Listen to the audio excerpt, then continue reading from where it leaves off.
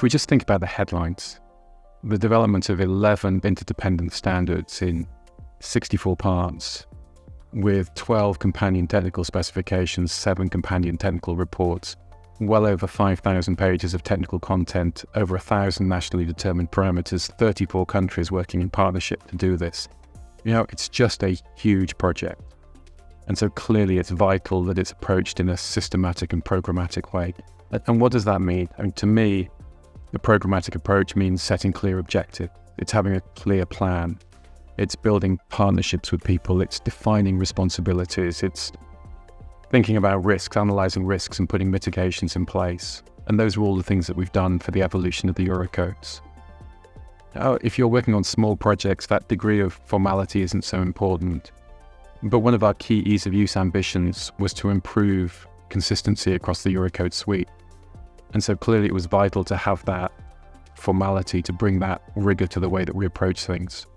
So that is exactly what we've done. We have defined clear objectives. We have defined those roles and responsibilities. We have analysed the risks and put in place mitigations. We have built those partnerships.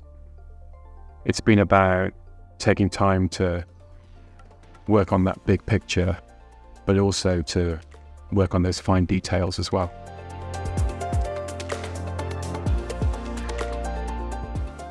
We funded 76 project teams. There were open international calls for experts. Each project team was composed by 5 or 6 members. Each project team was associated with a subcommittee, working group, or horizontal group. Some project teams were focused on particular standards, the whole document or sections of the standard, and they had to develop the document or the sections at the point where it was acceptable by the subcommittees and working groups.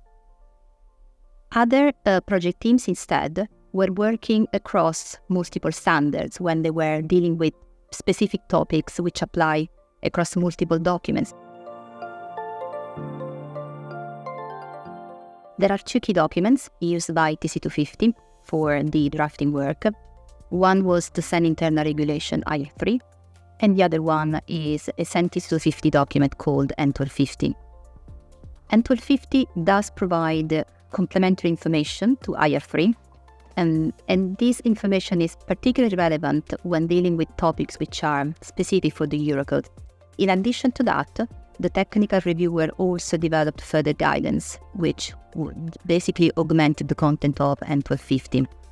We also held inception workshops with the project teams, and we also provided webinars to them on ease of use and how those principles could be implemented in practice, sharing lessons learned and also sharing the key risks.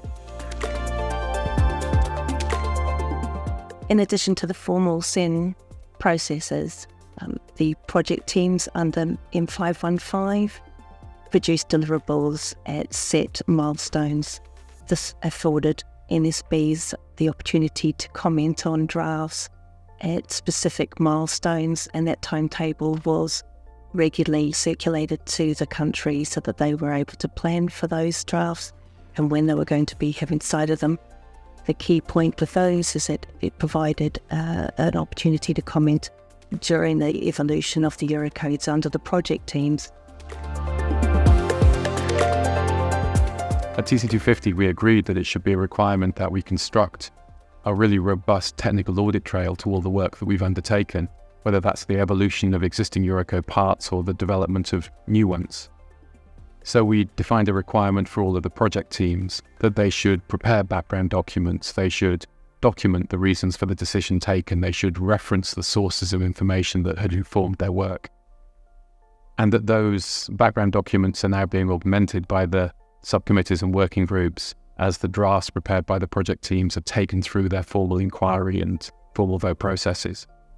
Now, it's important to say that we were always very clear that these documents were not intended for public consumption, if you like. They're internal committee documents intended to support the ongoing maintenance and maybe the future development of the Eurocodes in due course. But we also want them to be available to national standards bodies, and hopefully they'll be helpful to people who look to develop companion guides for the Eurocodes, or certainly for national standards bodies in helping them with the development of their national annexes.